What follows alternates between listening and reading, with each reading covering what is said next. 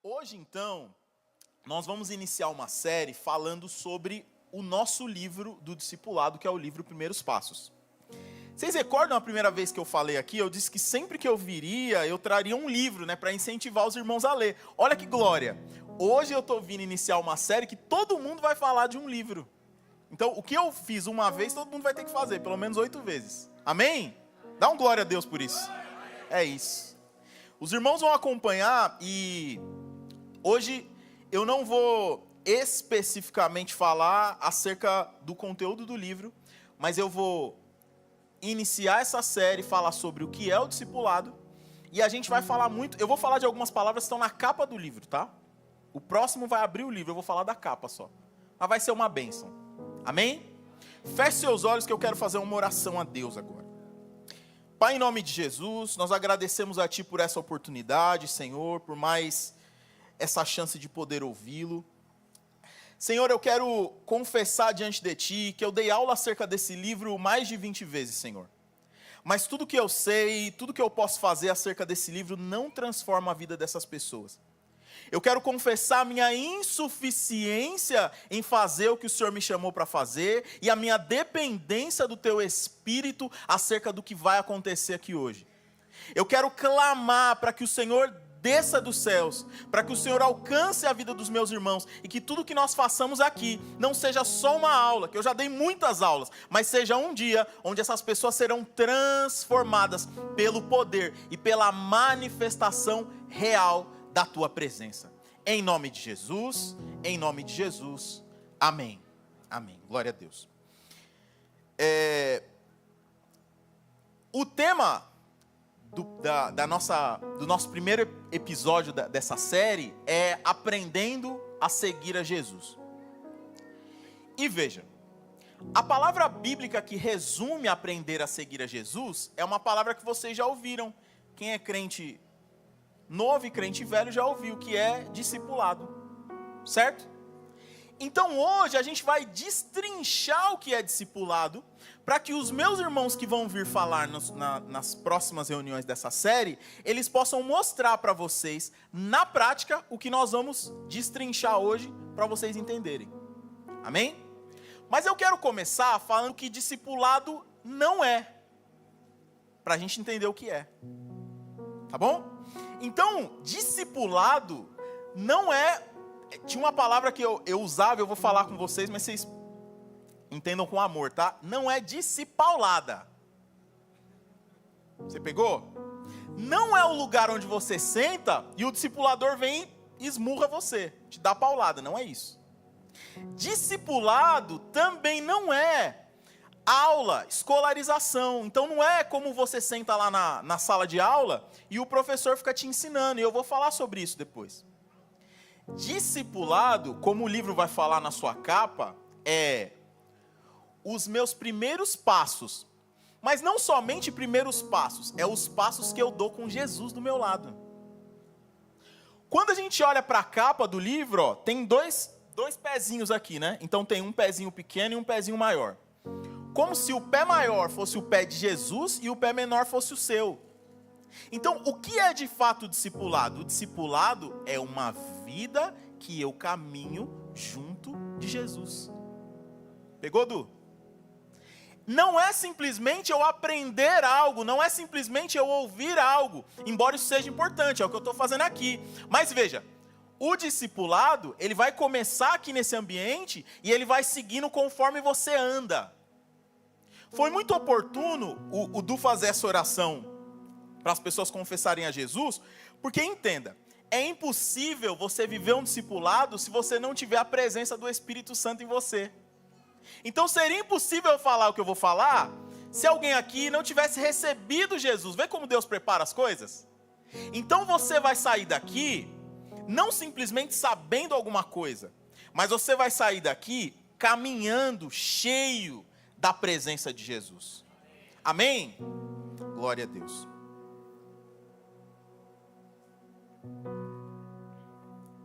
Nós vivemos então em uma sociedade, um filósofo, Zygmunt Bauman, vai usar uma palavra assim, ó, modernidade líquida. Já foi falado aqui sobre isso. O que é isso? é a ideia de que tudo que nós vivemos é líquido como a água. Então, não existem mais padrões na sociedade. Nós vivemos um tempo onde eu não sei o que são as coisas e tudo é relativo.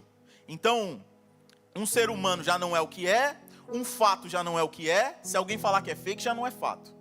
A história já não é o que é, ela é um ponto de vista. Então, você abre um livro de história, alguém vai falar para você assim, não, mas esse é o ponto de vista do autor. Então, perceba, nós vivemos um tempo onde as coisas, elas não são mais o que elas são. Elas são o que as pessoas decidiram enxergar que elas são. Você vê, não existe mais um padrão. Então, o primeiro desafio de viver um discipulado é entender que eu vou tentar estabelecer um padrão para alguém que vive numa sociedade que não tem padrão. Aí eu tô falando, quer ver eu exemplificar para você? É assim, ó, você tá lá no seu trabalho, aí tem um colega de trabalho seu que ele adora pegar umas canetas da empresa. Quem já viu isso? Se não for você que pega a caneta, você vai ser curado hoje em nome de Jesus. Amém? Aí, você vira para ele e diz assim, irmão, o colega, né, que é o seu colega, não é da igreja. Colega, essa caneta aí, ela não é da empresa? Ela é, mas é o meu instrumento de trabalho que o chefe me deu. Não, mas você pediu para ele para pegar? Não pedi. Percebe? Eu consigo tratar alguma coisa que é um roubo como se fosse uma coisa normal. Eu mudo o padrão. Você está entendendo? Então é como se a regra fosse uma régua. E aí, para eu não ter que medir as coisas por essa régua, eu vou dobrando a régua para eu poder fazer o que eu quero. Você entende? E poder me beneficiar de tudo que eu fizer, sem que alguém possa chegar em mim e dizer, isso está certo e isso está errado. Então esse é um dos desafios que nós vivemos para discipular pessoas hoje. Mas eu vou falar até o final e você vai entender que o discipulado, na verdade, não é quando eu decido alinhar uma pessoa, ou não é quando um líder, um pastor, ele mostra para você o caminho certo, mas é, como eu falei no começo, quando você aprende de Jesus, andando com Jesus. E andar com Jesus, irmão, não tem como. Você pode mudar a regra o quanto for. Se você estiver andando com Ele, por onde Ele passar, você vai passar. Por onde Ele andar, você vai andar. E você vai alinhar o seu caminho, não porque você acha certo ou errado, mas porque você está andando. Entendeu? Eu tenho uma experiência sempre com a minha esposa que é assim, eu estou indo por um caminho, dirigindo, aí ela acha que aquele caminho não é bom, né? Ela começa a falar assim, ela está ali do lado, vou falar com cuidado. Não está certo esse caminho, meu amor. Ela não fala assim, né? Não vá por aí, por favor. Olha, essa rua parece perigosa. Mas veja, se a gente estivesse discutindo acerca de um caminho, se eu estivesse aqui falando, e como ela está sentada ali ouvindo e falando, como que a gente vai chegar em Itapema? Eu posso falar uma coisa, e ela do lado de lá pode decidir outra, e a gente vai sair daqui com dois pensamentos. Eu com o pensamento meu e ela com o pensamento dela, certo? Mas como ela está dentro do carro comigo, não importa o quanto ela achar ruim, ela vai no mesmo caminho. Você pegou isso? Você vai andar com Jesus no discipulado, igual está essa imagem, e não importa o quanto você ache ruim o caminho. Ele vai dizer para você assim, olha, agora você vai ter que orar todos os dias. Agora você vai ter que jejuar. Sabe essa amizade que você tem? Abre mão dela. Por mais que você reclame, Jesus, eu não gosto. Meu Deus, eu não quero. Isso dói. Mas você está dentro do carro, não tem o que fazer. Você vai ter que ir por esse caminho. Esse é o discipulado. Dê uma forte salva de palmas a Jesus se você crê nisso. Aleluia.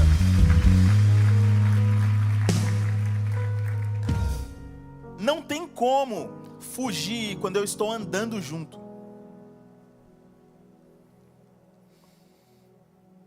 Eu quero abrir o primeiro texto aqui em Mateus capítulo 28, verso 19. Mateus 28, 19. Portanto, ide, fazei discípulos de todas as nações, batizando-os em nome do Pai, do Filho e do Espírito Santo. Quando a gente olha para esse texto no grego, esse portanto ide aqui, não tem essa conjunção portanto, não está escrito uma palavra só. Essa palavra só, essa palavra única, quando a gente traduz, deixa eu pegar a palavra aqui, peraí.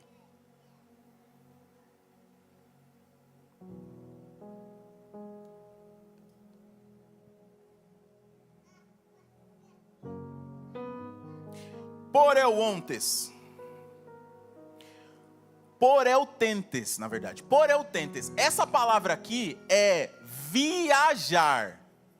Então, embora você se acostumou a entender o id como eu sair daqui e ali na farmácia pregar acerca de Jesus para alguém, a ideia que Jesus traz no texto é viagem.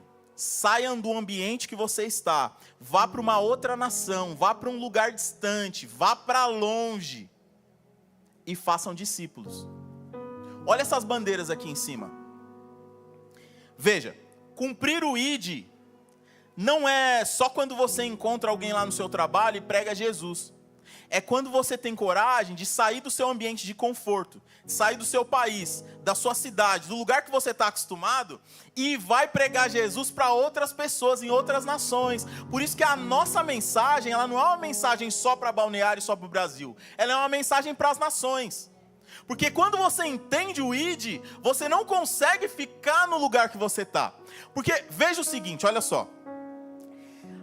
Vão a todos os povos do mundo. A palavra que está escrita aqui em grego é etné, nações, gentios. Faz sentido, é como se eu falasse para você, Aquiles, assim ó, Aquiles, ganhe alemães e ingleses para Jesus aqui no Brasil.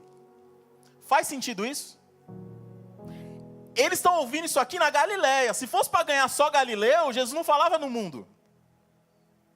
A gente lê isso aqui como id e ir para qualquer lugar. Mas veja, o id não é ir para qualquer lugar, é ir para as nações.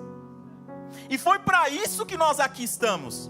Então, o processo de ganhar alguém, de discipular alguém, ele tem que acontecer diante de uma viagem, de um deslocamento, de uma ida, de eu encontrar uma etnia, um grupo diferente.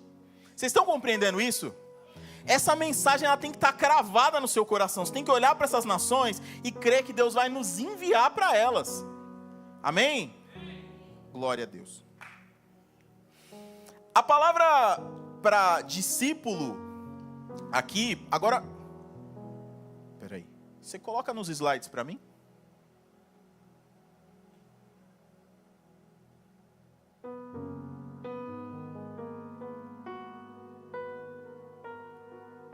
Pode passar. Pode passar. Aqui. A palavra no grego para discípulo é matetes. Então, toda vez que Jesus vai falar sobre ir e fazer discípulos, ele usa alguma declinação dessa palavra.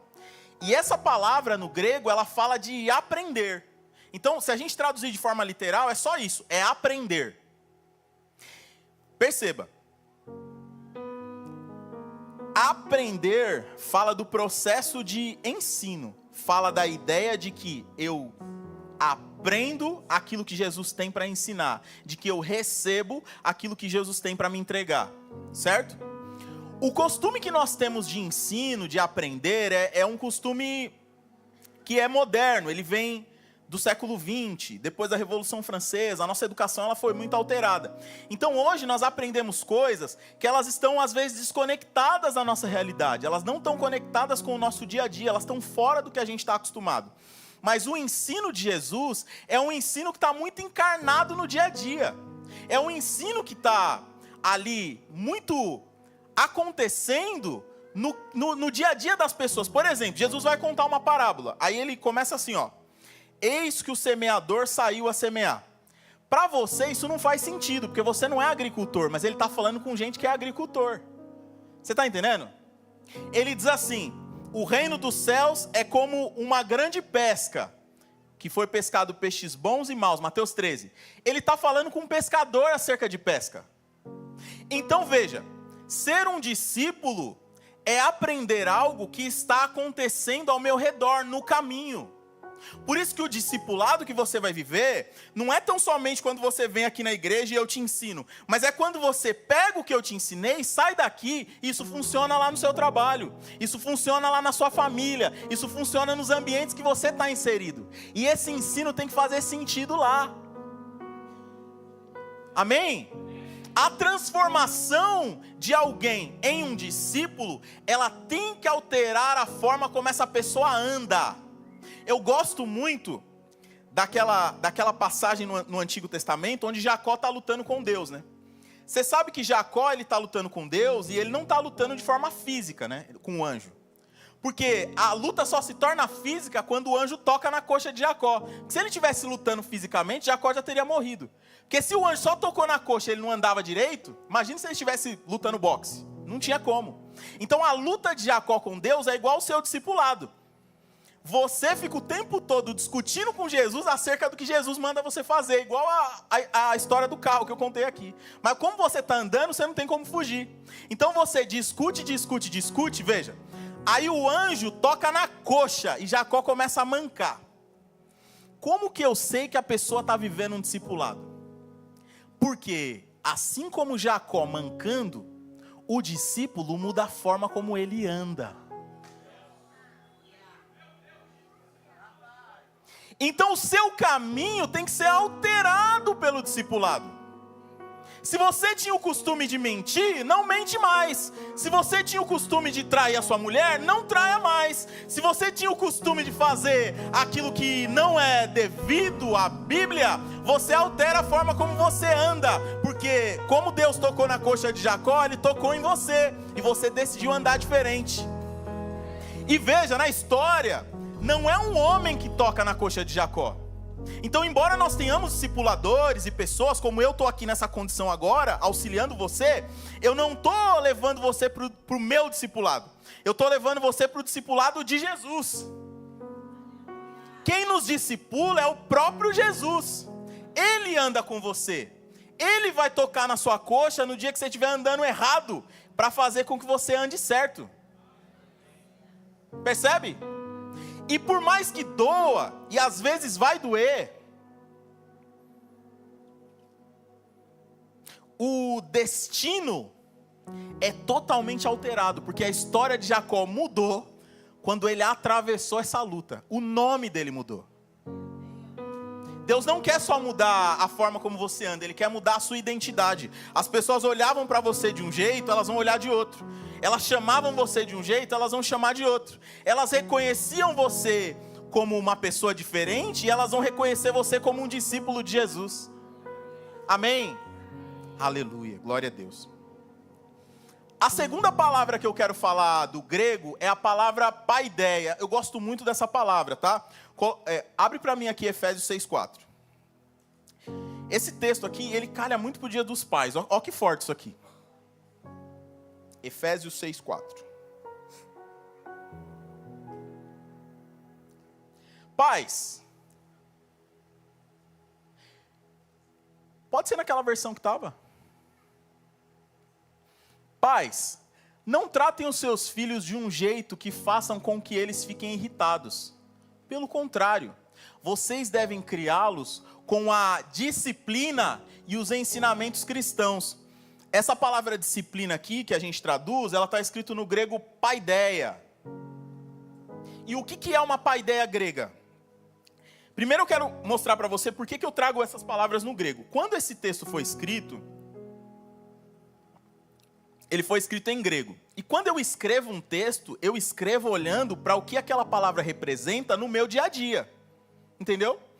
Eu já falei isso para vocês aqui. Se eu escrever hoje um texto, eu escrever no texto do Instagram, você não está olhando para o que o Instagram vai ser daqui 30 anos. A gente nem sabe. Aí você está olhando para o que ele é hoje. Entendeu? Então nós olhamos para a nossa realidade. Porque eu vou mais profundo. A palavra, por que Deus cria tudo através da palavra? Porque o seu pensamento é palavra. Você pensa palavras. Uma pessoa que não consegue falar outra língua, por que ela fica travada? Porque ela não consegue nem pensar no que a outra pessoa está falando. Vocês estão pegando isso? As palavras, na verdade, elas são o que tem na nossa cabeça. Se eu falar qualquer coisa para você aqui, você vai imaginar acerca do que você conhece da palavra que eu disse. Então, quando nós olhamos para essas palavras no texto bíblico, a gente não pode só entender o que o tradutor trouxe, mas o que quem escreveu estava pensando quando escreveu. E qual que é a ideia de paideia grega? Os antigos filósofos gregos, dentre eles os mais famosos, Sócrates, Platão e Aristóteles, nessa ordem, eles tinham por costume viver uma vida onde o tempo todo eles colocavam os seus ensinamentos à prova. Então, por exemplo, eu não sei se você sabe, mas Alexandre o Grande, que está lá na Bíblia Católica, ele foi discípulo de Aristóteles. E ele aprendeu a governar e guerrear com o próprio Aristóteles, porque o Aristóteles fazia isso. Então não era um ensino de uma sala de aula, onde eu ensino você de física, mas eu mesmo nunca fiz nada com aquilo que eu sei. Eu mesmo tive um monte de aula de matemática que eu nunca usei na vida. Comprei uma calculadora e já era. Mas o ensino desses filósofos era um ensino que eles mesmos buscavam testar. Então, o que para eles era paideia? Coloca lá no slide de novo. O que para eles era paideia? A paideia era quando eles entendiam que esse ensino chegou no ápice. E quando chegou no ápice? Quando esse cara entendeu como ser, como viver, como andar, como falar. Ou seja, ele apreendeu, ele recebeu, ele capturou tudo que o seu mestre é e tem. Então, quando Paulo diz assim, cria o seu filho na paideia de Cristo, ele está dizendo, você vai pegar tudo que você é e vai transferir para o seu filho. Não é só o que você fala, porque, veja, às vezes, a minha filha está ali, é um exemplo. O que eu falo não vale tanto quanto o que eu faço. E assim é a disciplina do Senhor. Assim é a forma como Deus quer que você ensine os seus filhos. E Paulo vai usar essa palavra. Então, em 6 ocorrências do Novo Testamento, a gente vai ter essa mesma palavra para falar da ideia de disciplina. Então, a disciplina que a gente experimenta no discipulado não é um esforço físico de uma academia de musculação. Não é eu ensinar para você alguma coisa que é difícil e você sofre para fazer, que é acordar cedo. Não é isso. É quando eu pego tudo que eu tenho, tudo que eu sou, e eu transfiro para você. E quem tinha recebido a paideia era quem caminhava como seu mestre. Vocês estão pegando isso? Em Antioquia, em Atos 11:25, vai dizer assim: em Antioquia foram pela primeira vez os discípulos chamados cristãos. Mas veja, o texto diz que o nome deles não era cristão, era discípulo. Então, como que eles conheciam a igreja de Jesus? Como os discípulos. E por que eles são chamados cristãos? Eu fiz essa pergunta no seminário, que eu fiquei pensando assim, então chamar as pessoas de cristão nem é a forma bíblica, deveria só chamar de discípulo. Aí meu professor do seminário, de uma forma muito sábia, me disse, olha, discípulo, eles poderiam ser de Hilel, de Gamaliel, de Aristóteles, de Alexandre o Grande, mas de Cristo é só os cristãos. Então veja, ser um discípulo de Jesus e receber essa paideia, essa disciplina que Deus tem para você, é apreender tudo que Ele tem, a ponto de quando você andar, acontecer como aconteceu com Pedro. Pedro nem queria ser reconhecido como cristão, mas como ele falava como Jesus, reconheceram ele lá quando Jesus estava sendo preso. Esse fala como ele, é um dos seus discípulos. Então quando você altera a forma como você anda, como eu já falei antes, e tudo que o seu mestre é, você é. Tudo que ele faz, você faz. Tudo que ele pensa, você atingiu a paideia. Você está exatamente como o seu mestre. E essa é a ideia de discipulado de Deus. É assim que Deus quer estabelecer essa realidade no seu dia a dia. Amém? Vocês estão pegando isso? Glória a Deus. Vamos seguir. Obrigado. Agora, eu quero falar com vocês sobre a forma como Jesus operava o seu ministério. Está lá em Mateus 4:23 e Mateus 9:35. Pode passar para o próximo. Então, o texto vai dizer: e percorria Jesus todas as cidades ou todas as aldeias, ensinando nas suas sinagogas, pregando o evangelho do reino e curando toda a sorte de enfermidades e maldades entre o povo. Depende da tradução, mas o texto é mais ou menos isso aí. Tá bom? Então, o ministério de Jesus, ele acontecia nesse ciclo. Eu já apanhei muito na internet que eu falei que Jesus começava ensinando e não pregando. Mas eu não vou falar sobre isso hoje, eu vou falar sobre o ciclo, certo? Presta atenção. Jesus ensinava aos seus discípulos porque ele recebeu de João Batista, que foi o seu precursor, um povo pronto para ouvir o Messias. Então ele ensinava acerca do reino dos céus. Depois ele pregava. E o que é pregação? A palavra em pregação no grego é querisso, querisson, convocação, chamamento. A ideia é o seguinte: é quando o técnico da seleção brasileira senta atrás de uma mesa e a TV está filmando ele, ele começa a falar o nome dos jogadores que vão para a Copa. Isso é pregação para nós. Pregação é uma convocação. O Eduardo fez isso aqui porque ele chamou vocês para aceitar Jesus. Então ele pregou, ele convocou você para sair do lugar que você estava e vir até Jesus. Então o ensino de Jesus, ele vem conectado com a sua pregação, que é uma convocação. Ou seja, eu vou chamar você para onde? Para onde eu te ensinei. Percebe? Aí, a palavra no grego ali para ensinar é didaskon. A palavra aqui é kerisson e aqui é terapeuon. O que é terapeuon? A gente tem, para curar, no grego, a gente tem terapeuon e a gente tem iaumai. São palavras que representam coisas diferentes. Por quê? Iaumai é uma cura divina. Como eu tocar no Wallace e ele ser curado. Terapeuon, Aquiles, é servir como um terapeuta. Nem todas as pessoas vão ter poder e autoridade em Deus para curar pessoas de forma instantânea. Mas qualquer pessoa pode servir como um terapeuta para alguém. Você pode investir o seu tempo em auxiliar uma pessoa. Percebe? Então é esse nível de cura que Jesus operava no seu ministério com os seus discípulos. Mas eu quero que você entenda o seguinte, que o ciclo funciona assim. Eu aprendo de Jesus, como o livro vai dizer, aprendendo a seguir a Jesus. Então, quando eu aprendo, eu sou por ele convocado. E aí, sendo por ele convocado, eu caminho, eu vou na direção que ele me chamou. Quando eu vou nessa direção, no caminho, eu sofro o terapeuta, ou seja, eu sou curado no caminho. Não é uma cura instantânea, é uma cura processual. E o processo não é porque Deus não quer te curar, é porque Deus quer aproximar você dele. Tem coisa na sua vida que não resolveu, não é porque Deus não quer resolver, Deus quer que você busque, que se aproxime, que você ande com ele, para que no caminho ele solucione. E aí vira um ciclo interminável, por quê? Dessa cura aqui, ó, eu tiro uma lição, eu aprendo alguma coisa, aí eu recebi o ensino de novo.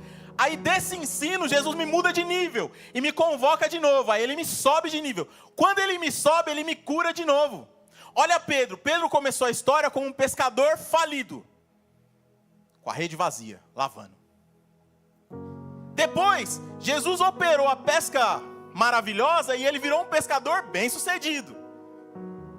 Aprendeu, foi convocado, foi curado, pescador bem-sucedido.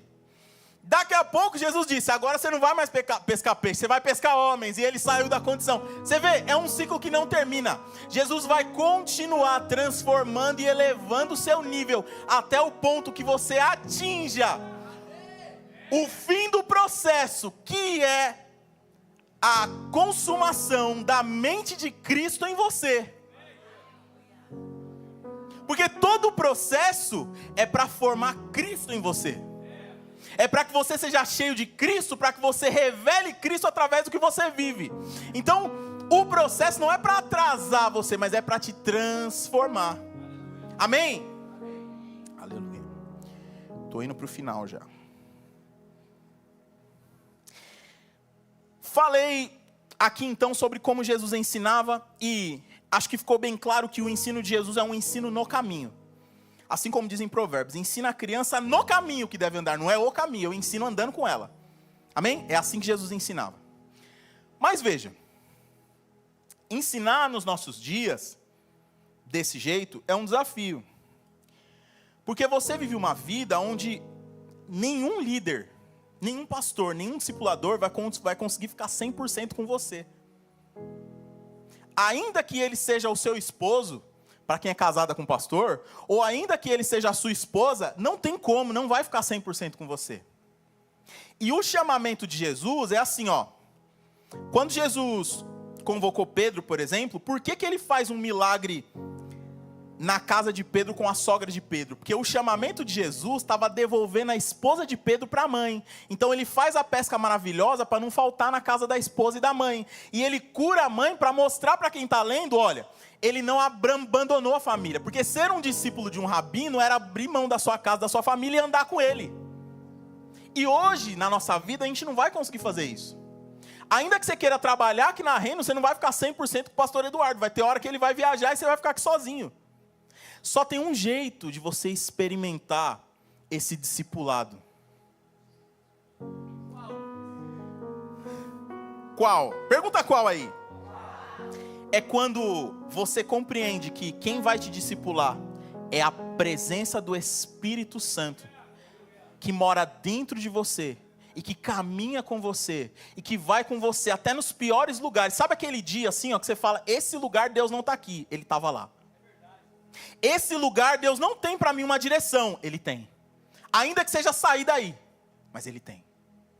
E aí quando nós nos reunimos aqui, e nós lemos o livro, e nós falamos acerca do discipulado, é o momento onde o Espírito que você carrega, testifica para o mesmo Espírito, porque eu também carrego esse Espírito, e unidos nós falamos acerca de coisas, que às vezes na carne nós não entendemos, nem tudo que eu falei aqui, para mim faz sentido na carne, mas quando você ouviu e falou no seu coração, você percebeu que não fui eu falando, mas foi o Espírito Santo de Deus, que andou com você por esses dias, que precisava falar ao seu coração algo. Essa é a única forma de você viver esse discipulado, estando cheio da presença do Espírito Santo de Deus. Amém? Se coloque em pé no seu lugar. Feche os teus olhos, curva a tua cabeça.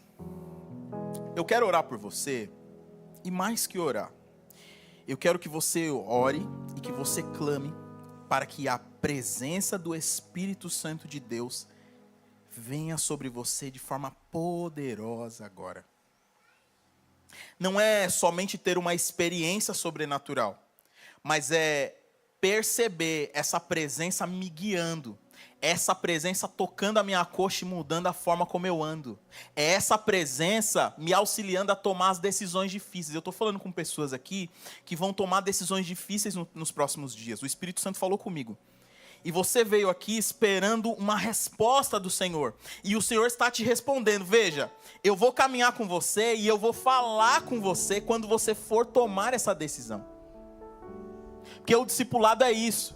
Não é o pregador te falar e te discipular daqui, mas é o Espírito Santo caminhando com você, ensinando você aquilo que você deve fazer. Vai gerar em você uma convicção dessa decisão que você não vai entender de onde veio essa convicção. Porque o próprio Deus falou com você.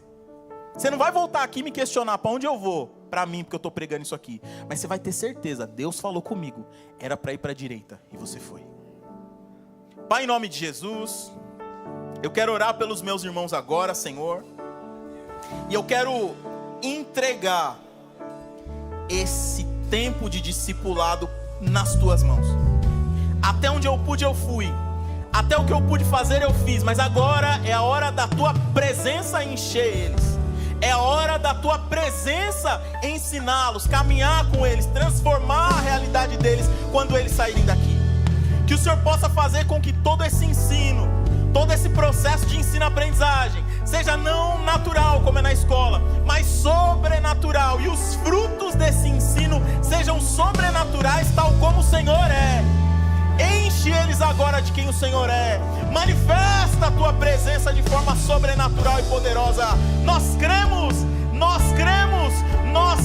que o Senhor está aqui, que o Senhor escolheu nos chamar como discípulos.